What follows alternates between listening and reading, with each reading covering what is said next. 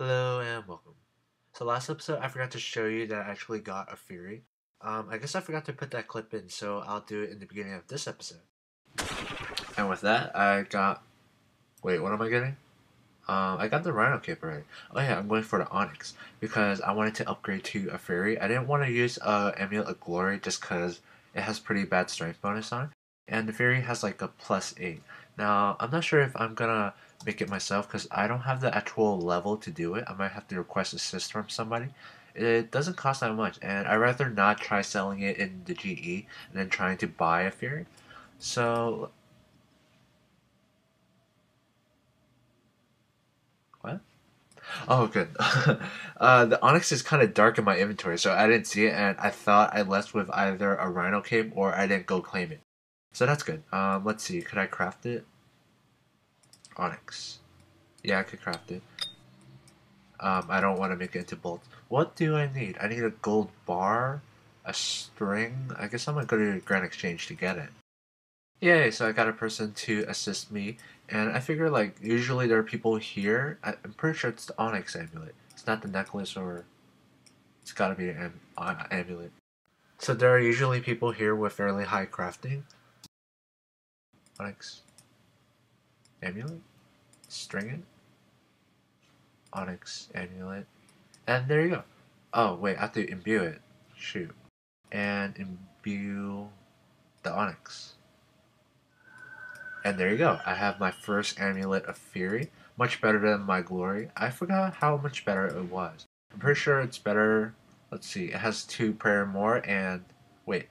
Huh. I thought amulet of Glory only had 3 strength. But oh, I guess I was wrong. But yeah, there's defense. Well, defense isn't really that important because I don't get hit that hard. So it's mainly the 2 strength and 2 prayer bonus difference. So I'm at the Grand Exchange and I managed to buy 10,000 fire rings for 10 GP each. And it's a fair bit below the mid price, but it's not too big of a difference. I'm also buying spirit shards for 24 GP each. It's not much extra cash, but I mean, it's guaranteed profit. I'm going for Bandos. I want to buy a BGS so that like a whip is just terrible. I have like maybe 4.5 mil cash, but I probably will not use dark in a while. So ooh, 4 mil. It's not bad, and it doesn't sell. I'll just try and come back when it sells. The Ganon haven't been sold either, or the Deference. Although the Deference I could probably sell a bit lower, but I'm not entirely sure what the price on BGS is. Ooh, it sold. Okay, so now I can put an offer in for BGS, and the ping on this world is just terrible. So now I have like 8 mil cash. Let's see if BGS sells. No, it doesn't. I think it's going up. I might have to buy it a little higher. Let's see if the hilt sells. Hilt is... I should... doesn't sell. I know people coin share a lot, so maybe I'll just leave this in, and I'll come back to this. So the Bandos hilt didn't really sell, nor did the Dagannoth, so I'm just going to leave that in. Hopefully I'll be able to snipe it at mid price for people who do coin share. So I bought Vurak, and I'm thinking maybe I'll just go with a tank setup. That way it will be easier to just join other teams, because tanking isn't really... People don't usually go for it. On the Runescape forums, they have like a teamwork section for where people do PVM. They have stickies for all the God War bosses, and they also have this random area for other stuff. So I tried looking at the Bandos sticky and didn't get much luck. But there's still people who advertise here, so I went with this one. And I'm pretty sure I'm currently in their friends chat. And yeah, I'll be tanking. So we'll see how it goes.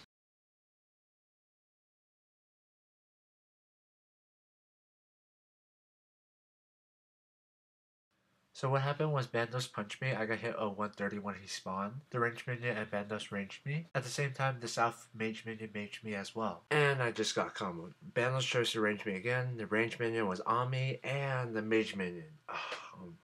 So I died. I decided to keep my Tolkien ring because that is just so annoying to get back. I would have to farm 48k Tolkos at the Tazar place. And my barrel armor, just because if I didn't protect it, I would have to pay like 100k to repair it at my smithing level. So after about 30 seconds after I finished going through the death interface, I noticed that I wasn't like blessed right away. So right there I was like, God. Are these one of those people who don't bless and just try and loot your grave if you don't get back in time? So then I realized I had a really bad grave. It was like a 8-minute grave. I never got around to upgrading it because I was planning to do. It was a dwarf storyline where you get like a 15-minute grave. I don't remember which one it was. It had something to do with the dwarf and the city of Kildegrim, and I just did not do that quest. Which is, if you're gonna do God Wars, you better make sure you do this because the 15 minutes, the 500k cost for the grave is well worth the extra minute because sometimes it just comes down to being a minute off for like maybe 15 mil in gear that you brought. I also had to go buy a whip right away, like I had to do plus 5%, so I wasted a little money there because I didn't have an extra like Dragon Scimitar or whip in my bank, and since I did not protect my whip, I didn't have a weapon to do KC with. And even though goblins are fairly weak, just punching them won't really fit the 6-minute timer I had. My bank was also not set up properly to do KC really quick. If you have a chance to die, you should probably set up your bank like your first tab or any tab to be prepared to get KC really quick. And you should have backup gear because I didn't have Bandos, but luckily I still had the Bandos pool effect from earlier when I went to Oolog to dip in the pool because I didn't want to buy Bandos setup. I didn't buy a Zami arrow because it's not that useful. The monsters aren't too. They don't hurt too much. If I had lower defense, they would. And about at this point, I was like really panicking because even though I had my super pots, prayer pots, energy pots, tablet to tab away, I did not really have enough time to go get KC and loot all my gear before they could see it. But thankfully, I don't know how they missed how I died. I mean, pretty sure you would see it if your tank died. But I typed in the CC for somebody blessed, and yeah. Then from there, I just had to get my KC. It took a while. Kill count took me about 4 minutes once I got there, but then there was still the time I had to go buy the whip and get all the pots I needed from my bank. And for the best KC, you gotta like run around to like the North Goblins, South Goblins, the ones that are by the door. So for that, you need energy pots, which is good because I have a ton of those in my bank. Well, not a lot, but decent amount. So once I got KC, I was planning to bank because usually when I go get my stuff back, I usually do not have the proper setup to do last there. But then I thought, oh hey, with the fruit bats, basically infinite heal. And the nice thing about fruit bats, well, I wonder how much they heal in the beta now. But the papayas, they heal a decent amount. I hate how you gotta make like, you gotta have 4 inventory space for the pineapples where you gotta slice them up. Then there's like the random fruits that only heal like 20 HP, like the lemons, the oranges. I forgot. I think there was one more, but I forgot. Anyway, while I was doing like, since I'm supposed to be the tank, they're supposed to have like their tortoise attack like the melee minion or something, and like so many times somebody's tort will attack Bandos. I'll try to get it on me, but with a fruit bat, I can't really get it back. Which I don't know. I've been this. It's been so long since I've actually done Bandos with people who had like tortoise. So after several kills, I started to realize that fruit bat scrolls. Wait, it's called fruit fall scrolls. Yeah, fruit fall. After a few kills, I realized that these scrolls actually cost a decent amount if you're tanking because I'm constantly worrying about if I have enough food to heal. So I'm basically when I'm fighting bandos, I'm saving up to like above 600 HP because earlier I got comboed out like really bad. Even though I don't think I had a chance to eat. So I'm trying to stay above like 600, 800 HP just because there's always that one chance where when you die, the time it takes to get you back, they'll get a kill, and that one kill is gonna be like a Bandos Tacit or something. And since it's a foreign team, they're probably not gonna share with you. There's a slim, very small chance that they will, but usually they won't.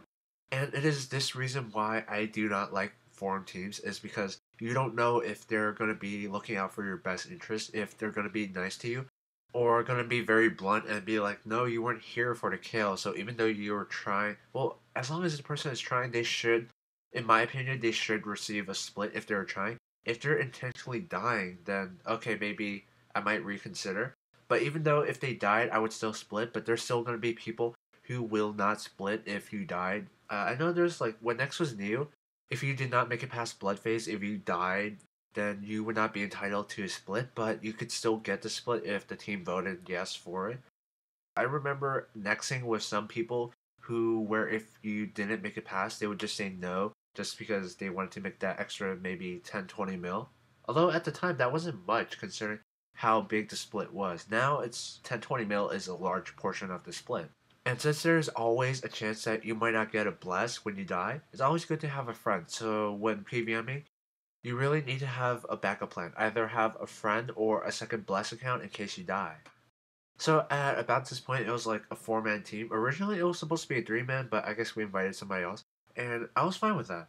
So we get Bandos Tacit, and I'm thinking I read Bandos Tacit, so I'm like, yay, 2.5 mil split or something. And then I see that it's not like red or something where it says it's a split. So I'm like, what? I swear in the beginning it was supposed to be coin share, or I read somewhere that we're doing coin share. Then I remember that, oh hey, somebody said coin share or loot share, then they changed it to loot share somewhere in the middle, and I didn't remember. So at this point, I was like, really, what the hell? It was, I don't know. I had the idea that it was supposed to be coin share somewhere, but it got changed. There's nothing I could do about getting the split. So yeah, I do have the 2.5 mil LSP from it, but then I'm just like never ever gonna use it because it takes like forever for everybody to get up to Bandos. Even though it's a 5 minute KC, people will take like 20. It took me 20 minutes. I was sitting in the lobby for 20 minutes. I had a world, and it took people forever to get up there. And of course, by the time everybody was ready, I logged in, the world was taken by another team. Well, I can't blame the team that went in because they were ready before us. It's just, it took all my team forever to get ready. So at this point, I'm like considering, is Bandos even worth the time if you have a pretty bad team? It's easy with friends because it doesn't take as long to set up. But for Bandos, if it takes you like half an hour to get set up, it's like, that's wasted money that you could be making elsewhere. And with the current drop in price and everything, I'm not even sure if Bandos is really that good anymore. Like Grotworms, that's a consistent amount of cash because they're alpha value items. Barrows is somewhat good since the difference from a neck set to God Wars gear is not that much, and from God Wars gear to Barrows is not that much. So Barrows might be a decent amount of cash, and it's solo. It's not something where you need another person to do it. So the trip lasted about 2 hours. Towards the end, like two people telling it was only me and the person who got the tacit. And I don't think that person had like a secondary healing familiar for when the tortoise was out. And since it was down to a duel and I was practically just healing off of papayas the whole time, it wasn't really that effective. She had to telly, I had to telly. I could actually telly really close to dying. And if I died again, I would have to go buy another whip. And then do Casey again that I was still not prepared for because I was planning to rearrange my bank so I could do Casey really quick if I did die again. And I was planning to do it was the dwarf storyline, you know, the one that didn't kill the Grim where you finish the quest and then you pay 500k for a better gravestone. And I was gonna do that after my trip. So yeah, I finished Forgiveness of a Chaos Dwarf. It was actually, these quests took me a while because I was like only half paying attention when I was doing this. And yeah, another quest done. This one took me like 2 hours or something. I really hate doing quests that I have done before on a second account. And apparently I just leveled up smithing. And, well, I was only like 3k off. And it was only 3k off for like over a year. Since I did not really train any skills while I was free to play. Okay, so scroll down. 15-minute grave for 500k. Well worth it. So now if I die, I have 15 minutes to get back, which is very useful in God Wars. If you have like a 7-minute grave, you don't really have time to get back in time, even if it's just Bandos KC. In the last clip I did sound a little buzzy, but anyway, I finished smoking kills. The only reason I did this was because I wanted to buy broad bolts. You could buy from the Slayer Masters, like any of them, and then the Slayer Master at Talvery has his own personal stock, so you can get like 6k per day. Also, when I start doing Slayer, I could finally get points for actually doing Slayer. Although I did kind of want to do it so I could make a Ring of Slaying so I could teleport to Tarn's Lair so I could get a Solve Ami enchanted. I don't know, it's the thing with the E. Although, for completionist, eventually I still need to kill Tarn. I think it was like a mini quest or something. The only thing I remember was it was like a maze just to get to the lair itself. And if you don't have a Ring Slaying, it's so annoying to get there to kill Pterodogs. Although I don't think it's quick points, but for EXP for Slayer, it's not really worth that much. So this is just a neat little cutscene that you can see. Well, it's right outside the Dominion Tower. You just gotta go to the bridge, click on the eyeball, and you go to this cutscene. This cutscene was sped up like 2 times because it moves a little slow. Basically, it's a really tall tower, and you can see if you're like at the Citadel, you can see the top area. So now I'm here at the Dominion Tower. The reason I'm here is because eventually I'll be upgrading to Goliath Gloves and Dreadnips. Goliath Gloves I need to do a lot of annoying quests to do, but Dreadnips only requires kills. So of course when you get here, talk to the giant talking face. He can offer you a tutorial if you want, but since I've been here before, I don't need to go through it. And of course talk to him for a Dominion Medallion. No, it's not Dragon's Medallion. Oh, it is a Dominion Medallion. But yeah, you want to have this because it's a quick teleport to here, this specific area, and you get like 3 charges per day, which I kind of wish they would increase. Like if you have everything in the tower unlocked, you should have either infinite teleports or at least just increased teleports per day, because even with the closest teleport, it's still like a 1 minute run. So I've been considering maybe doing Dominion Tower for prayer EXP. It's not a great amount of prayer EXP. It is definitely not a good way to train because it's just you do not get that much EXP per hour. But maybe after I buy up to 95, I'll have Turmoil. And after that, after I have 95 prayer, really 95 to 99, there isn't really a big difference in how much prayer you get. So I might not even buy that. I might, because since I will constantly need more Dreadnips and probably Goliath Gloves, I'll probably just do endurance runs. And even though it'll take a long time, it'll save a bit of cash since I won't be going for Concave for a very long time. I'm not entirely sure why I did endurance. I think I can't even reach to like 25 because I don't know. It's been so long since I have done Dominion Tower. With all the handicaps, some of them I'm not even sure how you're supposed to kill them if you have all handicaps on. Well, I'm sure you could still use Phoenix necklaces, but even that's still very pricey. Also, I wonder if anybody has ever figured out exactly how do you unlock monsters? Because do you have to first unlock them in climber mode, or is it endurance? Or if I don't know, it's just something I never got around to for sure knowing about when the Dominion Tower got released, because I did climber and found most of my monsters, and there was something where you couldn't find Nomad in climber when it first came out. Also, there's that one fight where you fight like the 4 Dominion, not Dominion Tower, Desert Treasure bosses all at the same time. There's like a vampire guy, there's a guy who is like all red hot from his armor, and I have no idea how you're supposed to kill him. I know you can lure them so that only one is attacking you, but even though with if you have like food off as your disability, how are you supposed to kill him? Oh, that reminds me. I gotta go get my ice gloves from the Ice Queen because there are like 2 monsters that you cannot fight against if you're not wearing ice gloves. So now I gotta home teleport to Talvery. Run through Talvery. Run up White Wolf Mountain. Mine a rock. Go down a ladder. Go up a ladder. Sip energy pot. Go down a ladder. Run all the way around. Go up another ladder. Down a ladder. Kill the Ice Queen. Pick up ice gloves. Rub a medallion. So that last part went by kind of fast.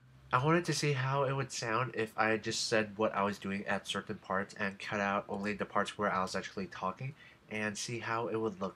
Anyway, so at Dominion Tower, I got about like 140 kills or something. I'll probably get the rest later. It's something AFK I could do, just like have auto on. Although the annoying thing is just when you get the abilities that like stun you or take off your weapons, those are so annoying. So anyway, I went to Dagannoth Kings, and I mean, you can do this kind of solo. You just need somebody to either help you get in, or you can do the X-Log thing. There's many methods for soloing Rex. I'm not sure if Rex is the best cache. Like, is Rex soloing Rex better, or hybriding the range and mage? Although I probably should have brought like Torax or something because in Gano, the cost of Gano is kind of high. Although I did want to test Ganodermic here, and the thing I like about Rex is you can basically AFK, just pray whatever you need to pray and then attack. Once he's lured, you just sit back and wait for him to die. Although when I was here on the beta server at Dagannoth Kings, the mage, when I was in the spot, the mage was able to see me way over there. It was weird. I don't know why they let that happen, or if it was intentional. I hope they changed it because I like how in this spot the Prime and the Supreme cannot see you. Even though I was in Gano, I was pretty panicking about food because I wasn't sure if I was going to be able to heal enough in time. And at times I was still worrying about if my fruit bat would be able to heal me enough. Although the repetitive picking it up it gets annoying sometimes. And the cost of the scroll does add up because in an hour you probably use a decent amount. Like maybe in a whole trip you may use maybe 1,000 scrolls, which is like 200k, and that really cuts into your profit.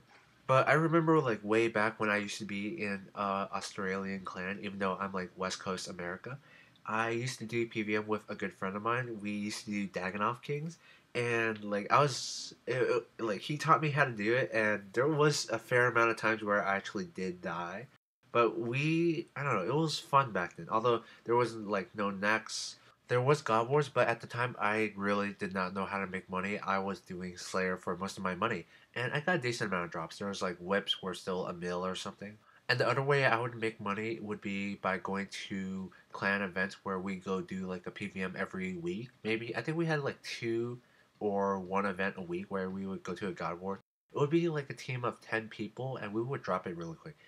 And we would make like 600k per trip, even though the trip was like maybe 1 or 2 hours long. And for some reason, 600k seemed like a really good amount of cash at the time. So I did end up getting a Dragon Hatchet in this trip, but that was all I got. I was hoping for a Warrior's Ring, or wait, I'm not sure what is worth more, a Warrior's Ring or a Dragon Hatchet. But either way, a Berserker Ring would have been nice, but either way, I still did get a drop. At the end of the trip, I price checked everything, and I didn't really make as much as I thought I would, even with the Dragon Hatchet. I only made about a mil. Now, that is decent, but it took me like, it was a 2 hour trip, so that's like maybe 500, 600k in that hour each. So that really isn't much. I would have made more doing Grot Wars, but I guess like with boss hunting, it's really, you kind of hope that you get a good draw. So that's all for this episode. Thank you very much for watching, and have a nice day.